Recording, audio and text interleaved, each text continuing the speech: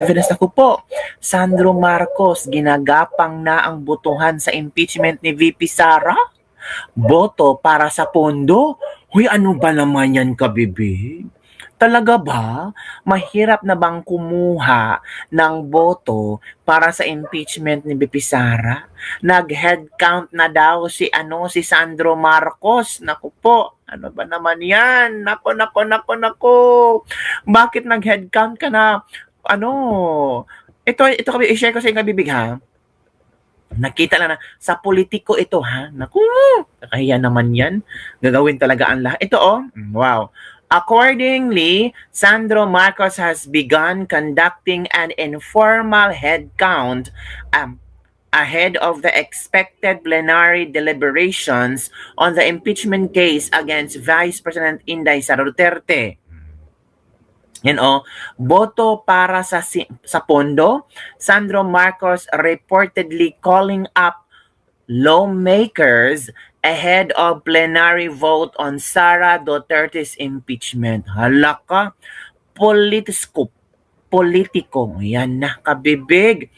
Hala, kinakabahan si Sandro kasi noon ang madaming pumirma. Si Sandro ang unang pumirma. Nung unang first impeachment man na naging unconstitutional, si Sandro ang unang pumirma. At panghuli, si Martin Romualdez. Pero ngayon, calling, tinatawag na, bisita sa opisina, let's talk about this issue. Kinakabahan na sila. Kasi 2 taon na lang ang pag-upo ng kayang ama at ang kanilang paghari-harian sa gobyerno, mga kabibig. Kung ako yung congressman, 2 years versus 6 years, ay talagang pag-iisip-isipan ko talaga kung saan ako aanib. Kasi, ang banta ng maraming DDS, aalamin nila ang mga kongresistang pipirma sa impeachment ni VP Sara. Ililista nila at ipopost nila ito araw-araw para paalalahanin, to give memories para sa mga taong hindi daw iboboto sa 2028. Mangangampanya daw, di umano, ang mga DDS, lalo na ang ating mga OFWs. Naku po, grabe. Ang isa sa mga rason sa mga OFWs na hindi nila bobotohan ang pipirma sa impeachment ni Sara dahil nasasaktan karamihan ng mga OFWs na until now ay nagpe-pray na sana makauwi si Pangulong Duterte, pero nandun sa ICC, pinadala ni Vangag. Naku, kabibig. Hanapin natin ito ha. Hanapin natin ito sa politiko kung ano ba ang istorya nitong boto para sa pondo. Grabe naman. Ito boto para sa pondo. Kita nyo na ba, kabibig? Basahin ko ha. From Politico to. Politico, founded 2014. Boto para sa pondo. Sandro Marcos reportedly calling up lawmakers ahead of plenary vote on Sara Duterte's impeachment. This was posted and politico.com.ph April 28, 2026. So yung araw na to, yung kabibig by Politico staff hindi pinangalanan kung sino ang sumulat. House Majority Leader Sandro Marcos has reportedly begun conducting an informal head count ahead of the expected plenary deliberations. Sabi nila May 11 daw.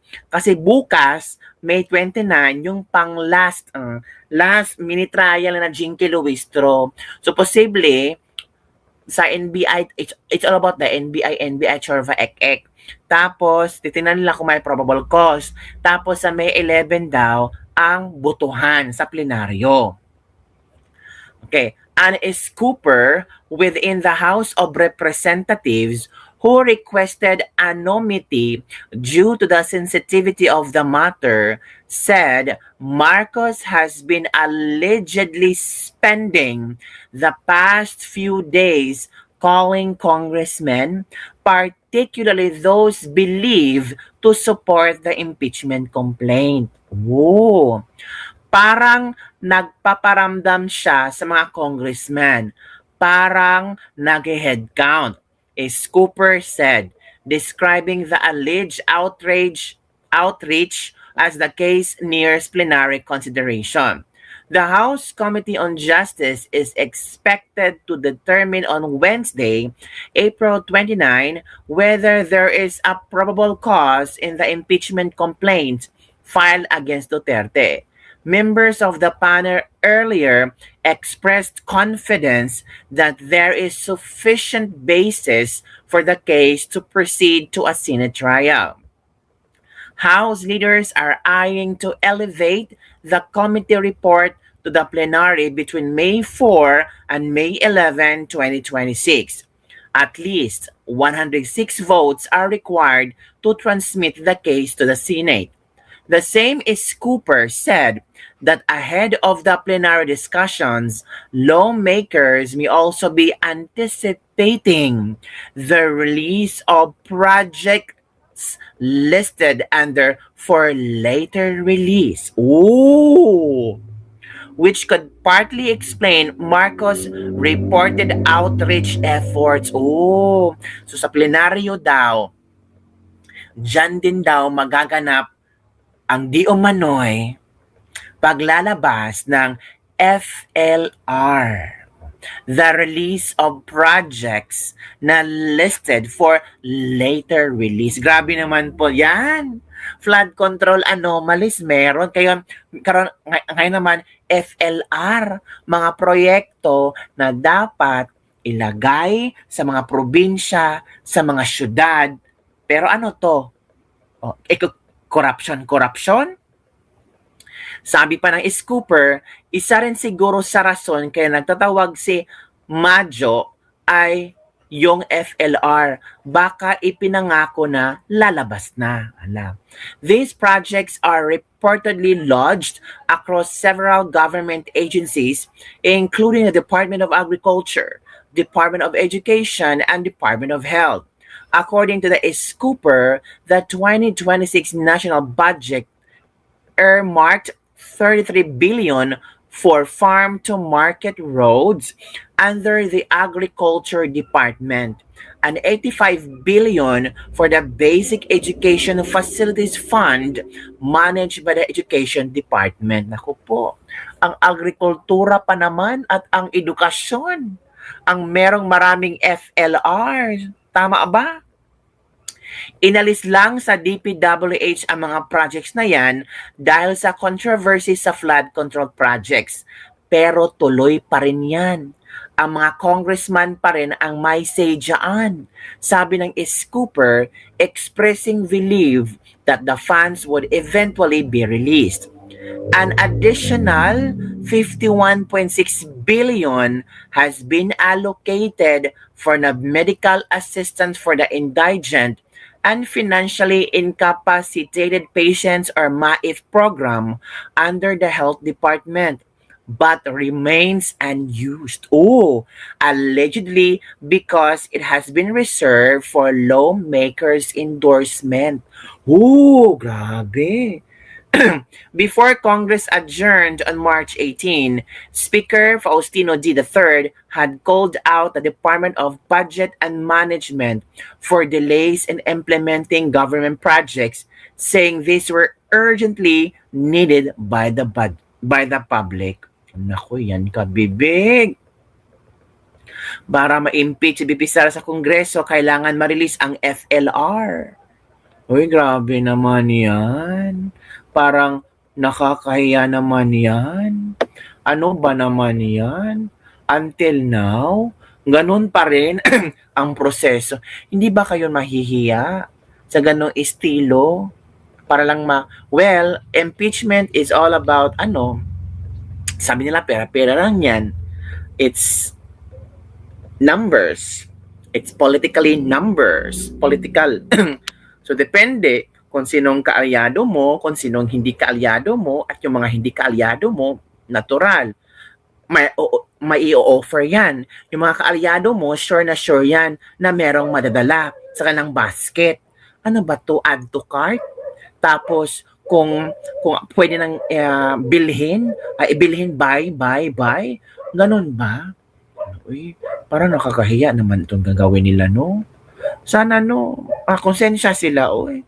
Makonsensya sana kayo. Kasi pera ng taong bayan yan, di ba? Naku, grabe. Sus, probable cause pa kayo. Pondo lang katapat nyo, binaboy lang ang kaba ng bayan. Lahat na lang, power trip kayo ngayon. Bantay kayo sa 2028. Oh, yan na. Naku po.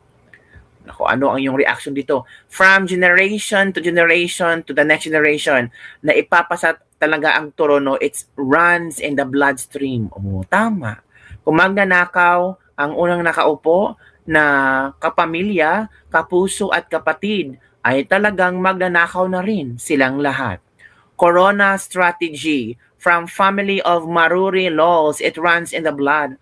Paldo na naman. Mr. Internet will train si Cherise. Malang. Grabe. Bata pa pero well-trained how to manipulate congressmen and women votes in Congress. Bata pa pero corrupt na. Hala, sabi naman itong mga taong to. Labag sa batas. Magkakaproblema ang Bureau of Internal Revenue sa ginawa nilang pagdala ng income tax return ni Vice President House of Representative. Ito ang sinabi ng dating BIR Commissioner and Lawyer Kim Hinares. Labag ng BIR ang batas kahit pa hindi binuksan ang selyadong kahon. The fact na dinala ito doon sa House Justice Committee ay bawal na. Ang masama pa, ayon kay Hinares, ay iniwan pa ng mga opisyal ng BIR ang nasabi mga dokumento. Ooh! Madami pala silang nilabag. Madami palang kakasuhan. Naku po. Mga congressman, madali lang yung pondo. Makakuha din kayo niyan. Maintindihan ng mga constituents nyo yan. Pero yung ibinenta nyo, yung boto nyo sa corrupt mali yan, wag nyo na ulitin yung last year. Political suicide yan. Oh. Maleta again. Oh, yun ang mga komento ng ating mga netizen. Ay kakabibig, ano ang iyong komento hinggil dito? Boto para sa pondo. Hindi, boto para sa impeachment. Oh, grabe, no? Pera-pera lang talaga, kabibig. Ikaw, kung ako ang congressman, no, mag-isip na ako, eh. Ilang ano na lang, ilang taon na lang ang mag-amang Marcos. Pero kung ako ang wais na kongresista, 2 taon na lang. So, kailangan kong gawin to. Mag-corrupt ako ng magpondo para kung si BP Sara ng upong presidente ay hindi na ako tatakbo. Mag-relax na ako kasi marami na akong pera. Hala, grabe naman yun. 'Di ba? Sabi ba ng iba, bahala na to. Basta, may pera ako. Bahala na yan si Sara. Punta na ako sa ibang bansa. Doon ako magtatago ng mga ilang taon. Hala, ganun na ba? Ang mga kongresista natin, ang mga politiko natin. Sana isipin nila ang kapakanan ng maraming tao. Kasi kung ganun man lang iniisip nila, kawawa tayo. Kailan kaya tayo makakaahon? Kailan kaya tayo makatikim ng kaginhawaan? Di katulad ng mga mayayaman ng mga politiko, everyday ang sarap ng pagkain, wala silang problema kung saan sila hahanap ng pera para makakain. Di katulad natin na iisipin pa natin, everyday, nagpanalangin tayo na sana magkaroon ng magandang buhay tayo sa Pilipinas. Pero sabi nga ni Senator Ben Padilla, aalis na siya sa Pilipinas kung ganito pa rin ang klase ng pamumuno, ang klase ng gobyerno meron ang Pilipinas. Mas mabuti daw sa ibang bansa, maganda ang pamumuhay doon. Paano lang kami, Senator Ben Padilla, iiwanan na lang kami. Hindi ka nalalaban para sa amin. Kawawa kami mga pobre, mahihirap na hanggang dito lang sa Pilipinas. Maghihintay na lang kung kailan ginhawa ang Pilipinas. Maghihintay na lang kami na kung ano iaabot sa gobyerno, tatanggapin na lang namin kahit labag sa aming puso. Kahit isinisigaw namin, sana magbago ang Pilipinas at sana makatikim kami ng konting ginhawa man lang sa buhay. Yun lang kabibig ang ating Deslibak-Lebak for today. Ano ang iyong reaction hinggil dito? Tama ba itong mga scooper ng politiko na ginagapang na ni Sandro Marcos ang botohan na impeachment ni BP Sara? Boto para sa pondo?